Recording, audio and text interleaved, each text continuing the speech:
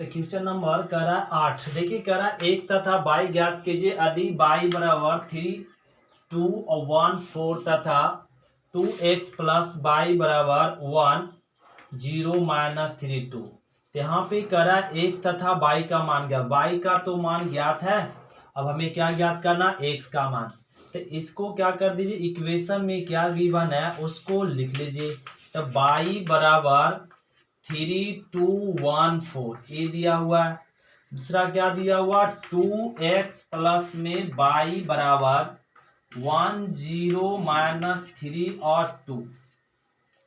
कह रहा है इसमें x y का मान ज्ञात, y का वैल्यू ज्ञात है। अब y का मान किस में रख दे, समीकरण फर्स्ट में।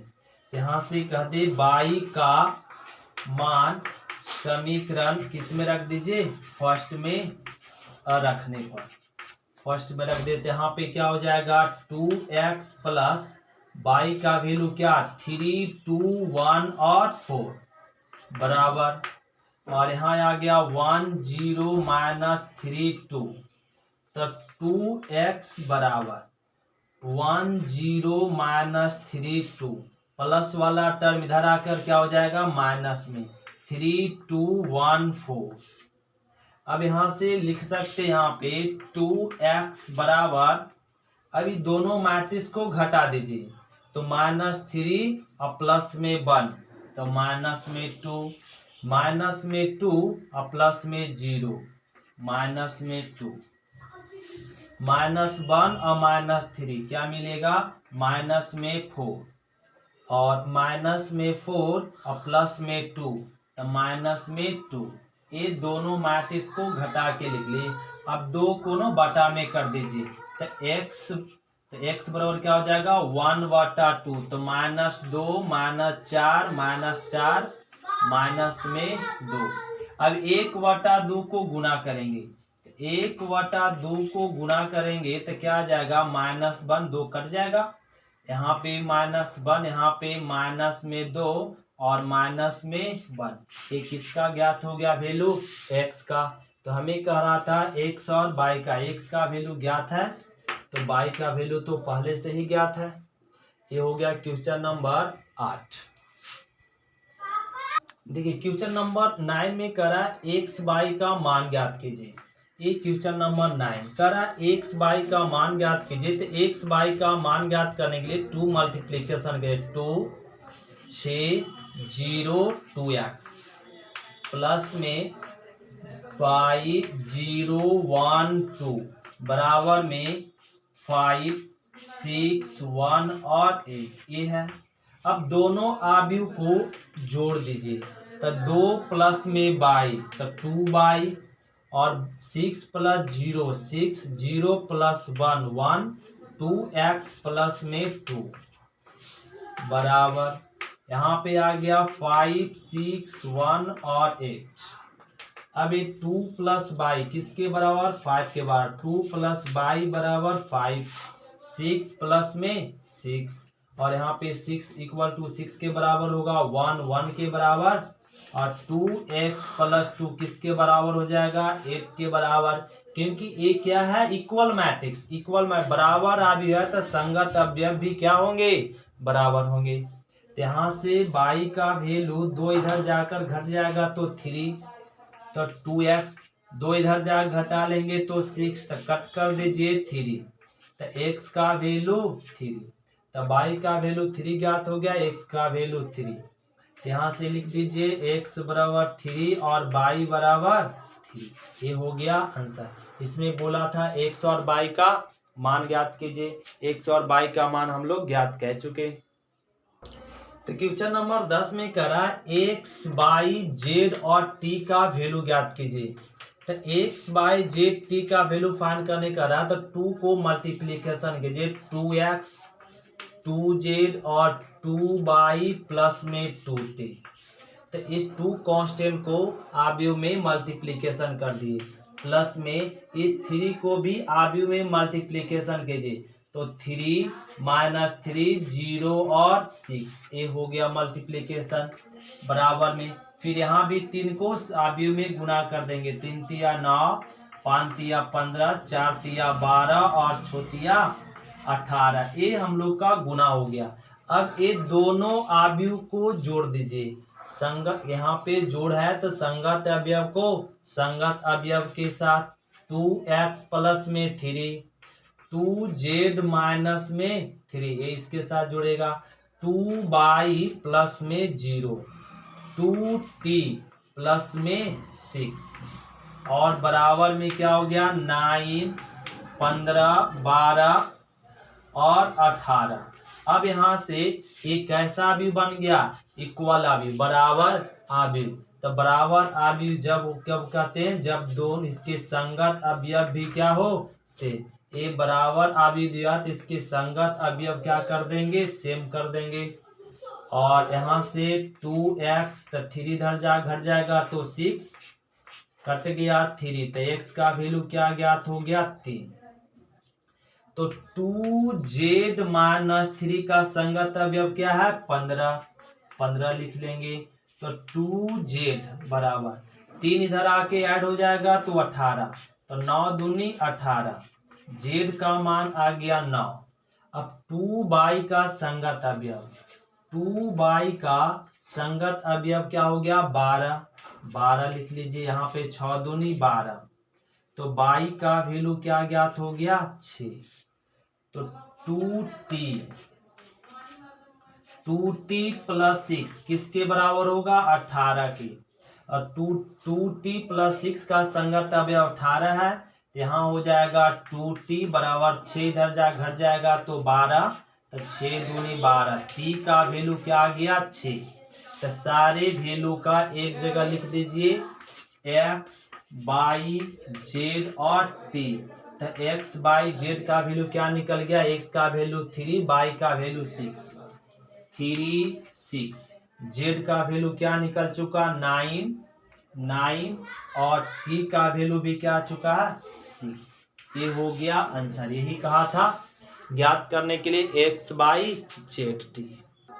तो ध्यान दीजिए, इसमें करा x, y का मान इसमें भी ज्ञात कीजिए क्वेश्चन नंबर 11 में।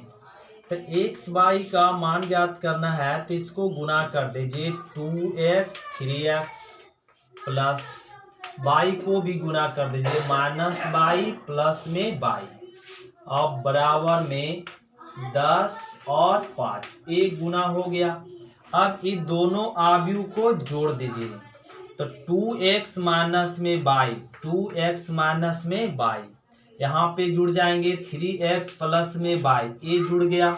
बराबर में क्या हो गया 10/5। ये दोनों कैसा अवयव है बराबर अवयव। तो बराबर अवयव के संगत अवयव भी क्या होते हैं सेम होते हैं।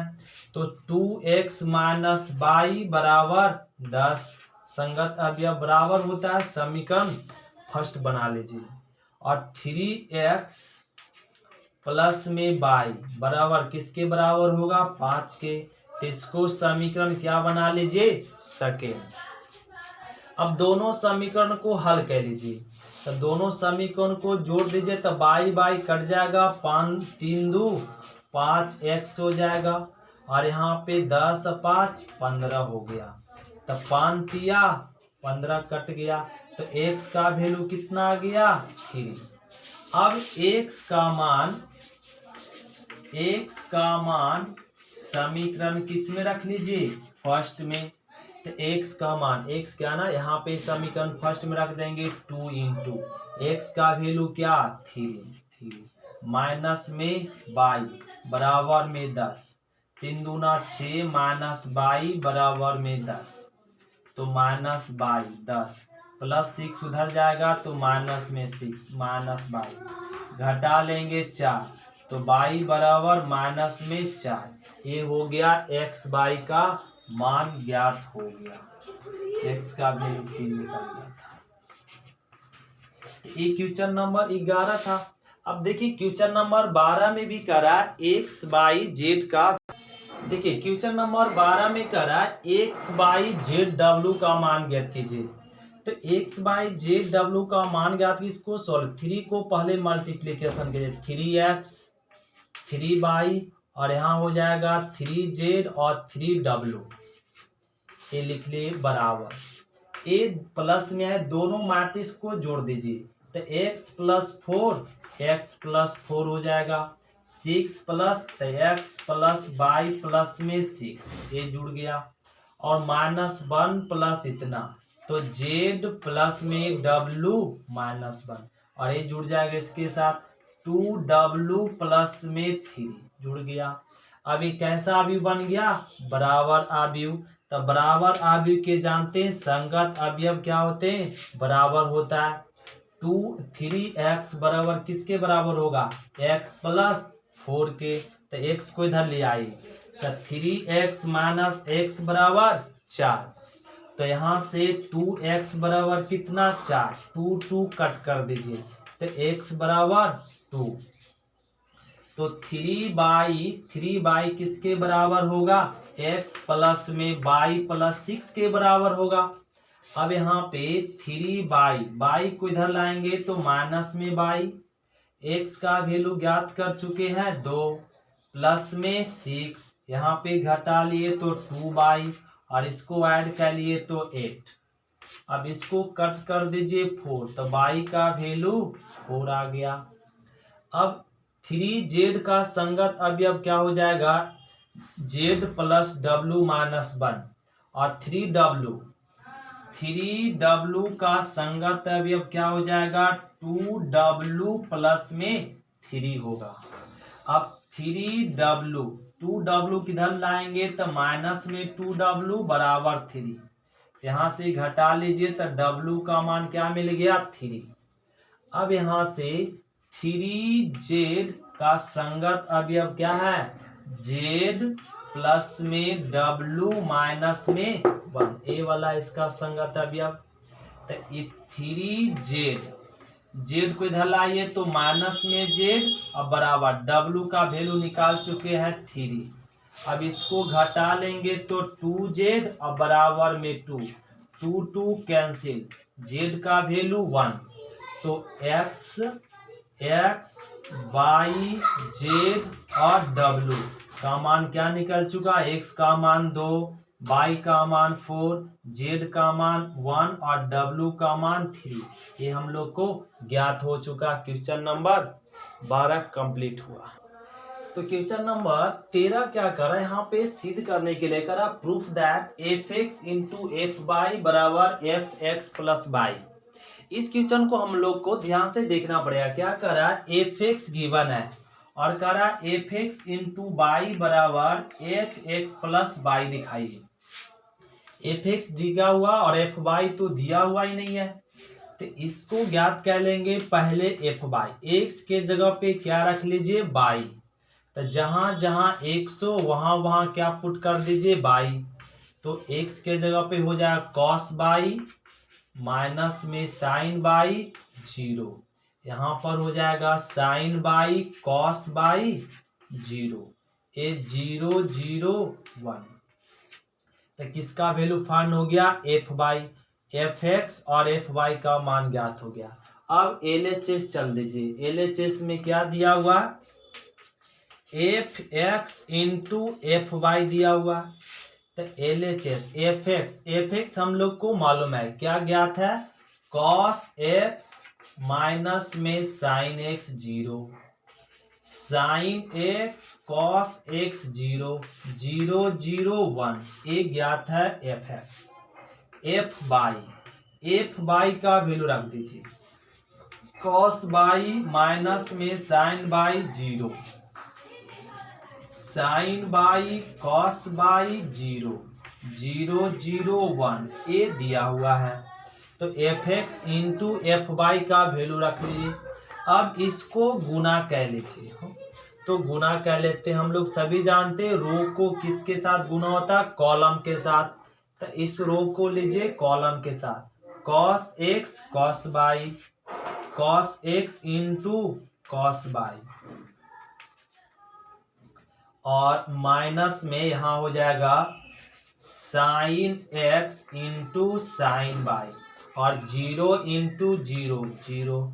फिर इस रो को इसके साथ करेंगे तो क्या मिलेगा? cos x माइनस में cos x, माइनस में cos x साइन बाई, फिर इसको इसके साथ माइनस में साइन एक्स कॉस बाई, फिर जीरो को जीरो के साथ तो जीरो, फिर इस रो को थर्ड कॉलम के साथ गुना करेंगे, कॉस एक जीरो के साथ जीरो, इसके जीरो के साथ तो जीरो, और जीरो को वन के साथ तो जीरो।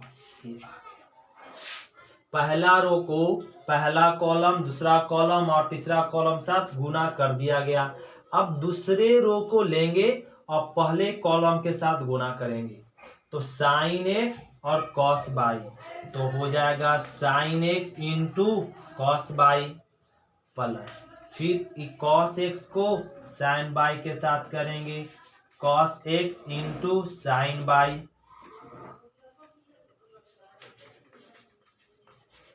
साइन बाई प्लस में जीरो इंटू जीरो, फिर इसको इसके साथ करेंगे, तो cos sine x into minus में साइन बाई हो जाएगा। यहाँ पे करेंगे cos x into cos y plus में जीरो, फिर दूसरा रो को तीसरा कॉलम के साथ गुना करेंगे, तो क्या मिलेगा जीरो प्लस में जीरो। तो तीसरा रो को लीजिए पहला कॉलम के साथ गुना करेंगे, तो जीरो प्लस में जीरो प्लस जीरो प्राप्त हो रहा है। फिर तीसरा रो को दूसरा कॉलम के साथ गुना करेंगे, तो जीरो प्लस जीरो। तीसरा रो को तीसरा कॉलम के साथ गुना करेंगे, तो जीरो प्लस वन आ गया। तो सब रो को कॉलम के साथ गुना करने के बाद ये आ गया। अब यहाँ से लिख लीजिए, एक फॉर्मूला याद होना चाहिए cos a प्लस बी का।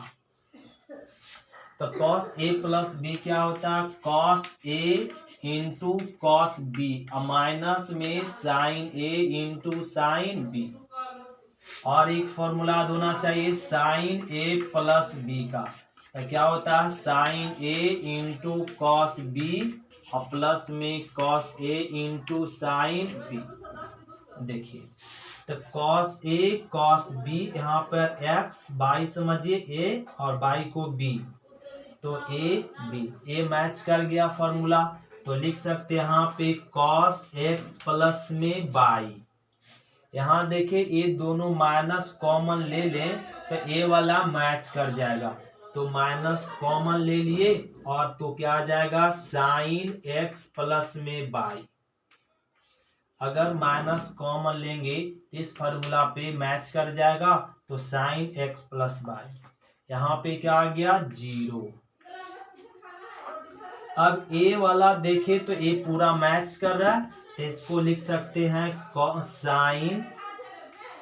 साइन x प्लस में बाई लिख सकते हैं। a यहाँ देखा जाए तो a वाला इससे मैच कर रहा है, a वाला टर्म पहले हो गया है और a वाला टर्म पीछे हो गया।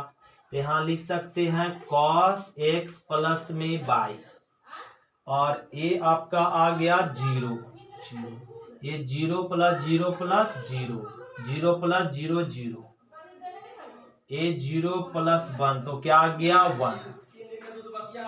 अब इसको यहाँ पे ध्यान दीजिए, अब ये क्या किया हुआ x x x x zero one, तो क्या F x, by by by by तो एफ बाई। यहाँ पे x by x by x by x by, तो लिख सकते हैं एफ एक्स प्लस में बाई लिख सकते हैं, क्योंकि एक्स एक्स एक्स एक्स है तो एफ एक्स है, बाई बाई बाई सब जगह है तो एफ बाई है। तो x plus by x plus by x plus by x plus by है, तो क्या लिख सकते हैं एफ एक्स प्लस बाई। तो एल एच एस में हमें था F x into F by, तो आर एच एस में क्या आ गया एफ एक्स प्लस में बाई। यही तो हमें प्रूव करना था, एफ एक्स प्लस में बाई। तो क्वेश्चन नंबर 13 हो गया।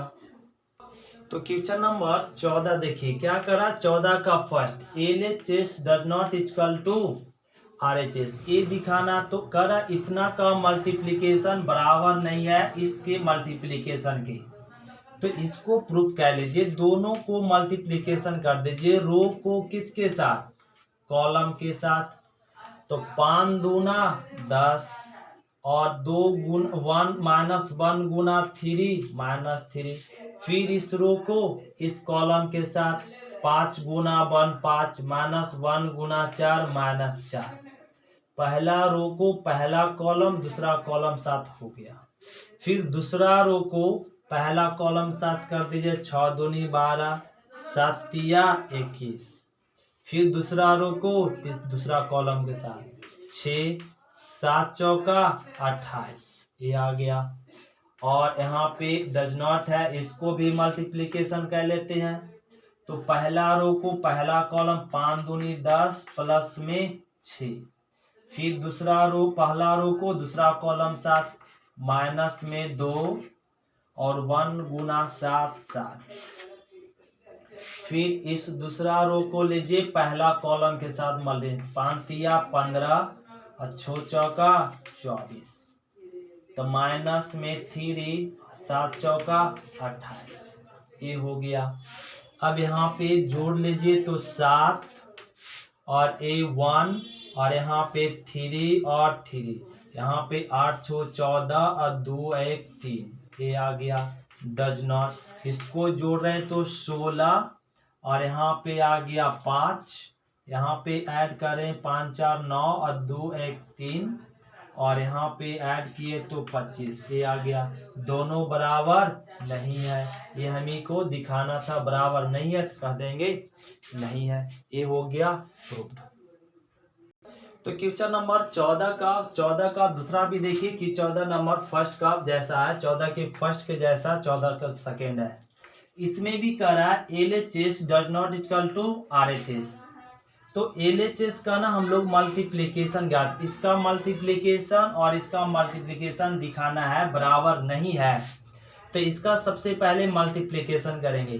कैसे करेंगे? इस रो को कॉलम के साथ, तो फर्स्ट रो को लेते हैं और किसके साथ? फर्स्ट कॉलम के साथ मल्टीप्लिकेशन करेंगे। 1 गुना -1 2 गुना 0 0 3 दूना 6। फिर पहला रो को दूसरा कॉलम साथ 1 -2 और 9। फिर इसके साथ 0 प्लस में 2 4 तिया 12। फिर दूसरा रो को लीजिए, पहला कॉलम दूसरा कॉलम और तीसरा कॉलम साथ गुना करके लिखेंगे। 0 प्लस में 0 और प्लस में 0।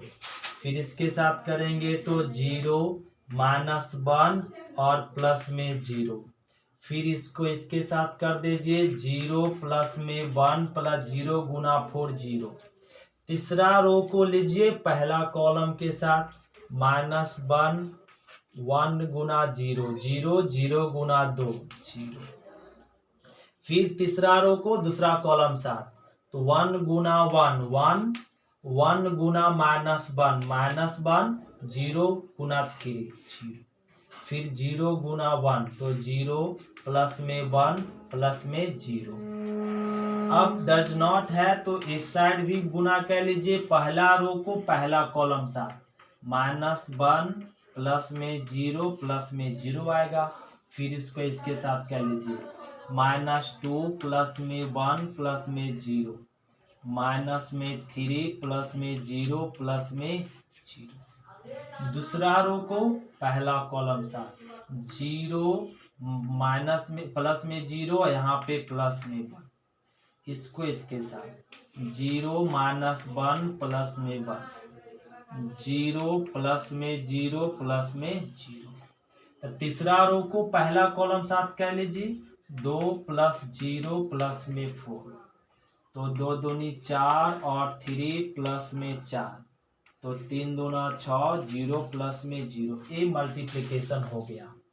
अब इसको ऐड कीजिए तो क्या मिलेगा? 5 9 1 10 10 में 2 घटेगा 8, यहाँ पे 14 0 -1 प्लस में 1, यहाँ पे आ गया -1 0 और इसको ऐड करेंगे तो 1। डज नॉट, इसका आ गया -1 माइनस में 1 माइनस में 3, यहाँ आ गया 1 0 0 6 और 4 4 8 8 3, 11 6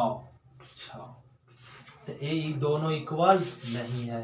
ये हो गया क्वेश्चन नंबर 14 का सेकेंड।